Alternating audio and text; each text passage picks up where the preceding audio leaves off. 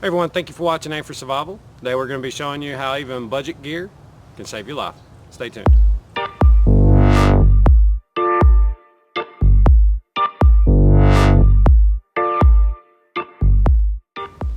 Okay everyone, let's go ahead and talk about what survival is. Survival is the act of living, of not dying in hard circumstances. Yeah, I'm not Webster, but in the face of hard conditions like exposure. Today we have got good weather, but it has been raining for near a month straight. I have no doubt that a storm will come in tonight or tomorrow, and we may need shelter if we get caught out and about, or if our car breaks down and we are a long way from home. I want to demonstrate that even budget gear can be used in survival as far as making shelter and making fire. Let's go ahead and get started. One of the first things we're going to need is a shelter. What I plan to do is a tripod style debris shelter. We're going to keep it small, keep it simple. We're going to try to collect as much down material as possible, but hey, we're here to use these tools, right guys? So we're going to clear out some of this brush line and get us some ribbing and some poles for the tripod and a good ridge pole to support all the weight.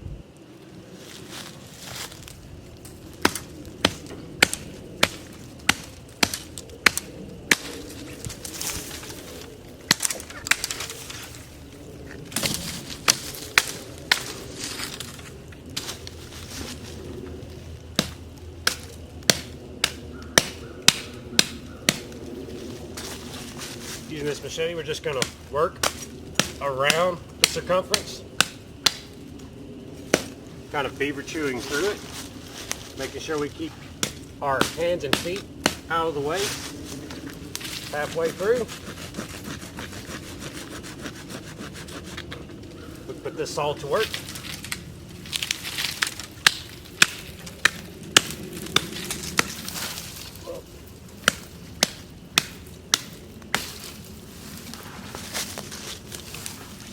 There we go. I'm actually surprised how well this tool set fits on your person. Just in my front pocket, this hand axe was waiting. We do need a couple more ridge poles. I'm thinking this little hand axe will do just the trick.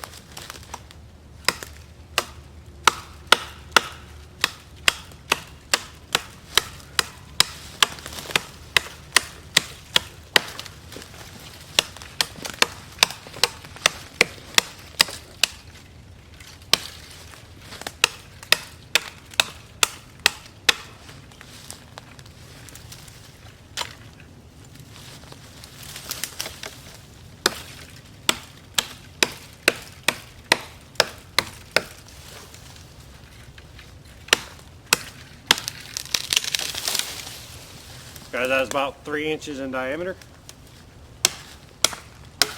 And in this tight workspace that I'm actually have due to all this gnarly vines, we managed to get a rather generous pole.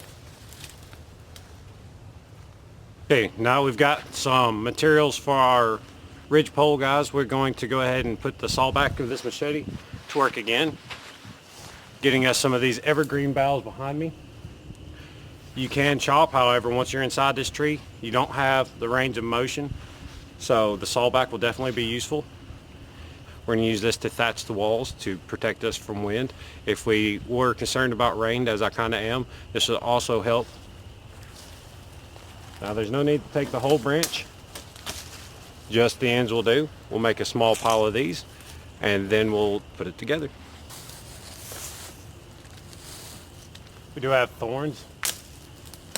This machete definitely is a godsend for that.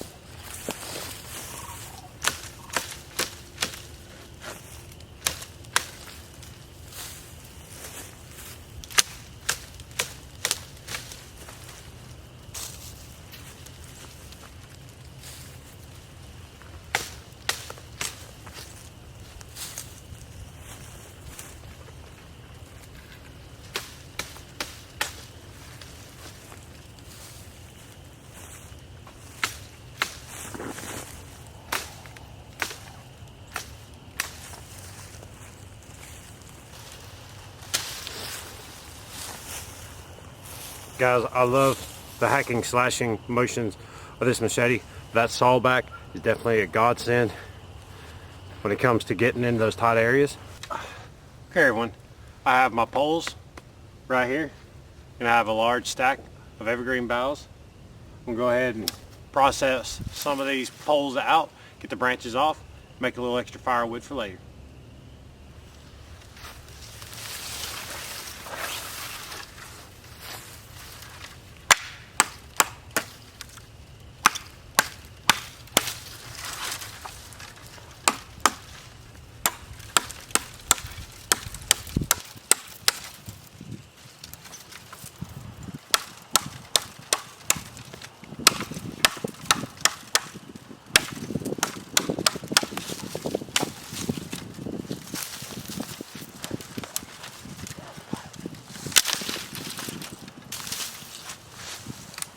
Alrighty guys, let's keep going.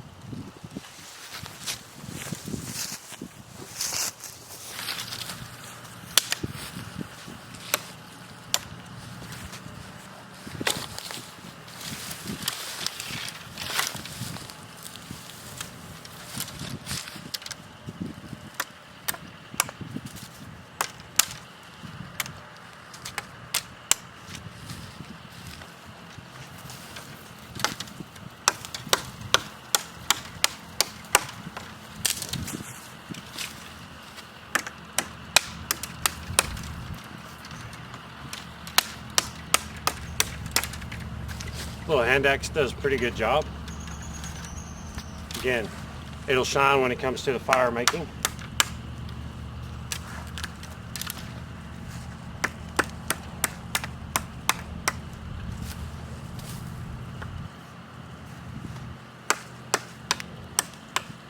Sometimes you don't have to cut all the way through something. Get it started. Save your energy, save that edge. Okay guys, let's assemble this shelter.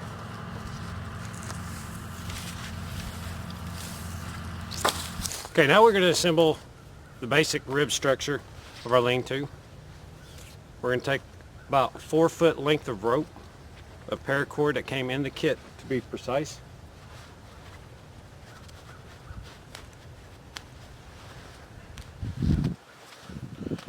Now we've got just enough to tie us a long-sided tripod. Guys, we've done this before on the channel, no big deal. I definitely want to note that I do use a common practice of an overhand knot onto a loop, leaving plenty of tail. So we've got a tag, a loop, and the working end. Let's go ahead and grab these poles up and assemble them.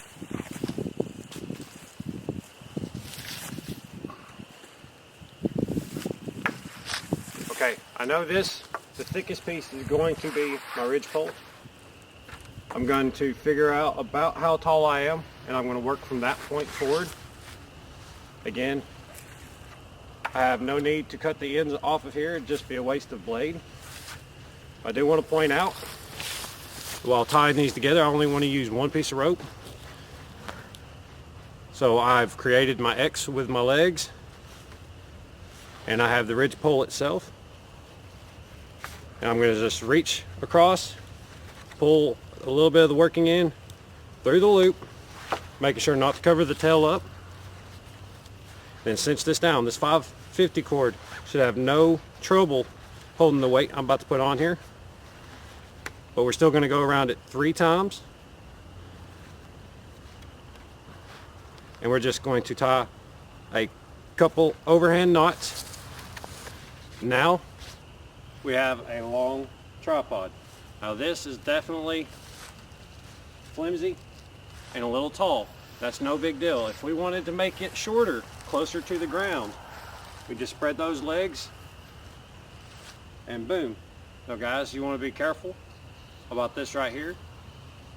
You don't want it to where it'll jab you in the face at night, but it's no big deal. Once it gets dark, we would be inside our shelter. Now we're going to take sticks and put some ribs on here. Just as a quick note, when I do bring some of these larger pieces in, they have smaller branches. In an effort to minimize my work and to keep my work area clear, I do choose one area specifically to trim these small branches off. It'll make collecting them for firewood a lot easier here in a little bit. get to some points where you don't want to sit there and just hack and slash, add pressure, bow the wood, and do what's called a snap cut. Makes life a lot easier. And again, you don't need great pieces of wood. They don't have to be perfectly straight, but you definitely want to rib your shelter out. We'll talk more about that here in just a little bit. I am only adding the ribs to one side for this particular shelter build. If you were truly worried about the cold weather at night, you would want to do both sides and interlock them from left to right. But in this case, it is not necessary. What we really need is that support structure to hold tight. Then we're going to come through and start adding our pine boughs, laying them so that when if the rain falls, the branch will naturally taper to one side, allowing the rain to run off.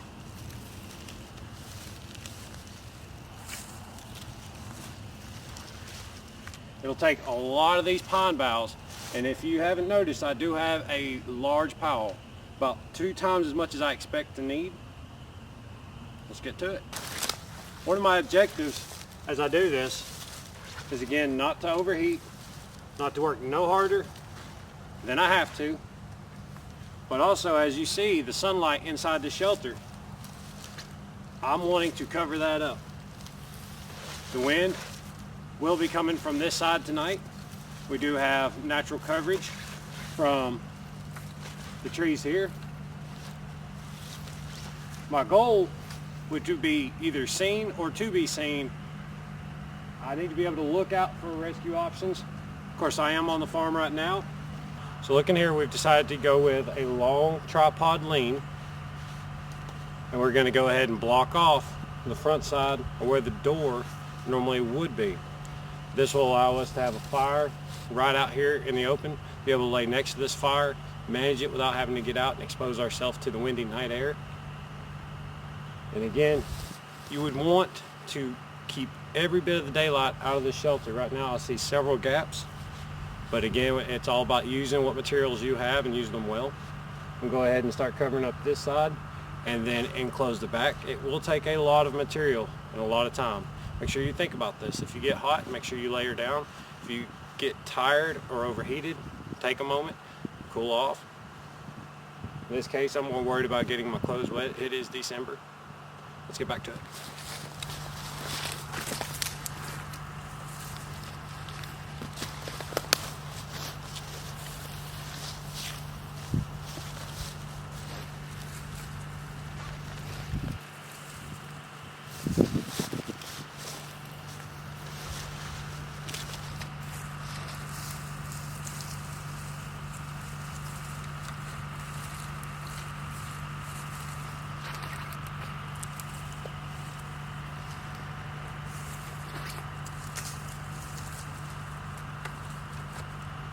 Just a quick tip, as you're using these branches, these boughs, they have Y shapes. Make sure you take advantage of this to interlock weave or to hang from the ribbing and tripod structure itself.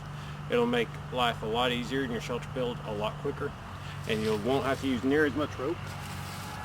Any extra dead wood you find, keep up with it, be firewood later.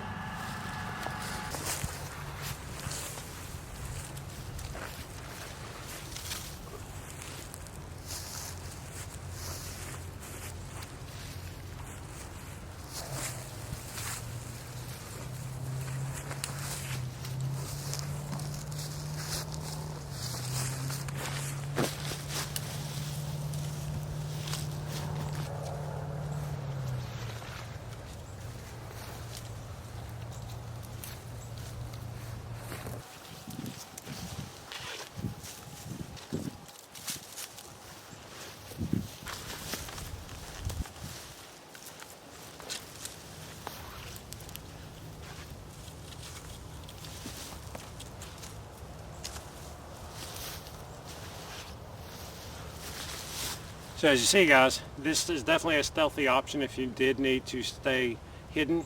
However, it will make it hard to be seen by others.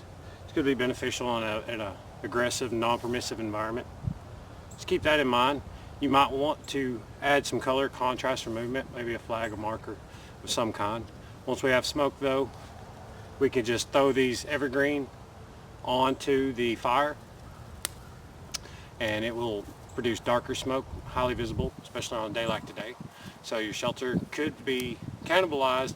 If you need to, set it on fire and create a really big smoke signal, but be sure that you're going to be seen if you're going to risk it.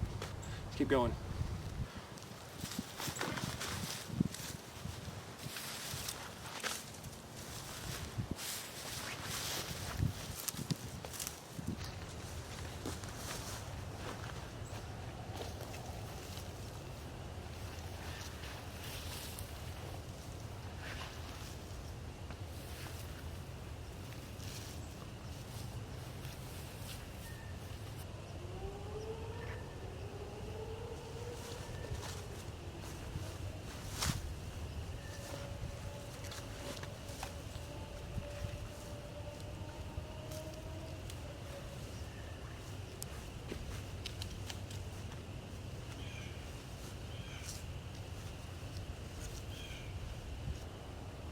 Okay everyone, we've made our shelter. Next we need to go ahead and get some fire going. In case we have found water, we may need to disinfect it, providing we do have a metal container or a dry bag to stone boil in. But first things first, I'm going to go back behind the shelter, collect some grass, and test that fire still. Be right back with you. To collect this grass, very simple. Just give it a bend, take your knife, turn the blade away from you, and saw it off. I do love tall dry grasses for fire starting. Makes life easy when you got it.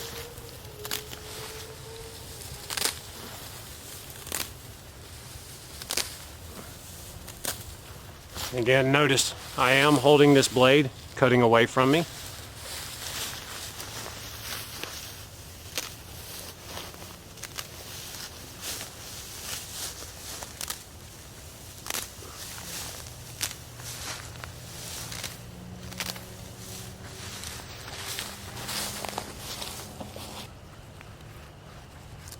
Okay guys, now that we have our original tenders, we're going to go ahead and make our smalls.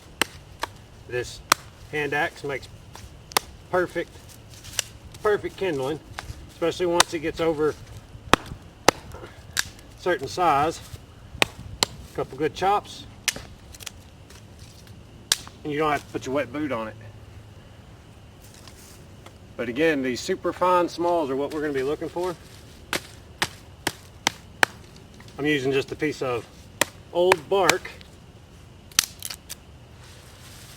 to chop on. I'm not dirtying my knife here, guys.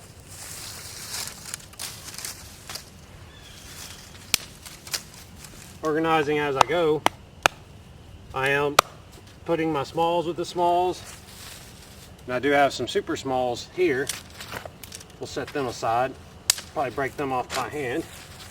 But again, especially at the beginning of the fire, we're going to want to have extra tender, extra kindling, and small fuels. You should have everything you need to make this fire before you attempt to start it. You don't want to be running around while your fire goes out. Okay you guys, here we are taking a break in the shade of our shelter. We do have our ferro rod with no lanyard. It is time we correct that. We will go ahead and run us some paracord through our fire still before we use it, making it long enough to secure around our neck if need be.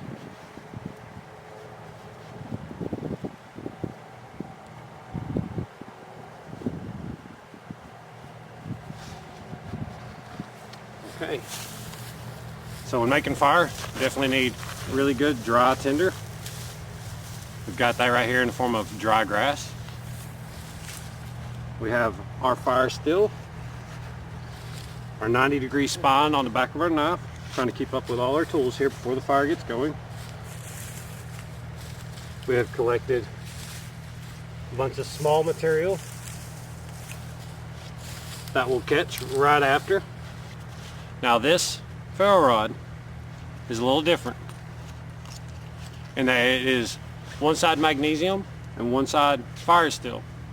As it is brand new, we need to get the paint off of it. Now we're going to test out the fire steel. We do have some dry grasses here and just some small twigs. To set up this demonstration, you would need a lot more firewood than this, and you would want to secure it before dark. However, if it did get dark, we do have that flashlight, which would help in signaling, especially with that strobe. So let's get you a closer view and start this fire. Okay guys, we will use the fluffy ends here, trapping them under our boot if we need to.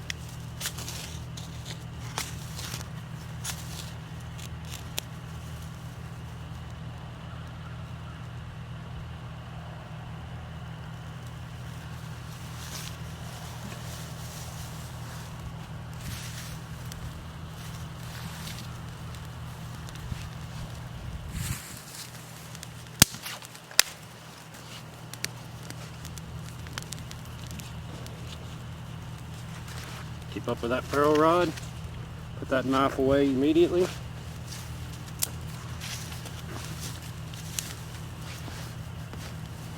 sure it has plenty of air.